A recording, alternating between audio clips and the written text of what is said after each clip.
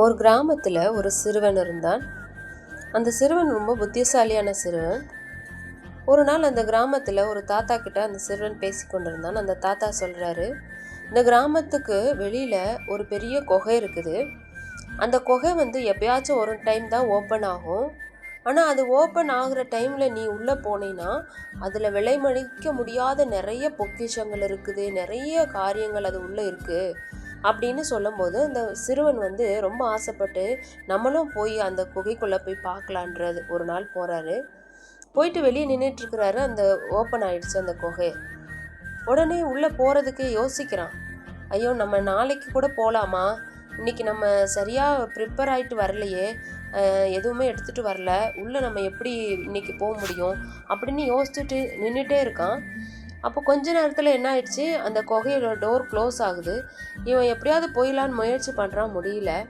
அப்போ வெளியே நின்றுட்டு அழுதுட்டுருக்குறான். ஐயோ, நம்ம மிஸ் பண்ணிட்டோமே, நம்ம போயிருந்துருக்கலாமே, அது உள்ளே எவ்வளவோ பெரிய பொக்கிஷங்களெல்லாம் இருந்ததே அப்படி என்று யோசித்து கொண்டு இருக்கிறான்.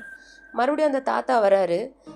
என்னப்பா என்னாச்சுன்னு கேட்கும்போது சொல்லும்போது அப்போ அந்த தாத்தா சொல்கிறாரு, வாய்ப்பு உனக்கு ஒரு டைம் தான்ப்பா வரும், நீ அதை சரியான நேரத்தில் நீ யூஸ் பண்ணாதது உன்னுடைய தப்பு தான் அப்படின்ட்டு அந்த தாத்தா சொல்லும்போது அந்த சிறுவனுக்கு ரொம்ப மன வருத்தமாக இருக்கும். இப்படி தாங்க நம்ம வாழ்க்கையிலையும் நம்ம வேதாகமத்தில் பார்க்குறோம். எபேசியர் 5:15-16 பார்த்தீங்கன்னா, காலத்தை பிரயோஜனப்படுத்தி கொள்ளுங்கள் என்ற வார்த்தையை நம்ம பார்க்குறோங்க.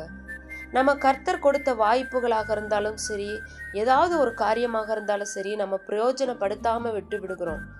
இது எனக்கு சரியில்லை, எனக்கு தெரியாது, இதை பற்றி எனக்கு ஒன்றும் புரியாது, இந்த வேலையை நான் எப்படி பண்ணுவேன், இந்த காரியத்தை நான் எப்படி செய்வேன், இப்படியே போட்டு குழம்பி நம்ம வாய்ப்புகளை, நமக்கு கொடுத்த கர்த்தர் கொடுத்த அருமையான வாய்ப்புகளை நம்ம தவறி விடுறோம்.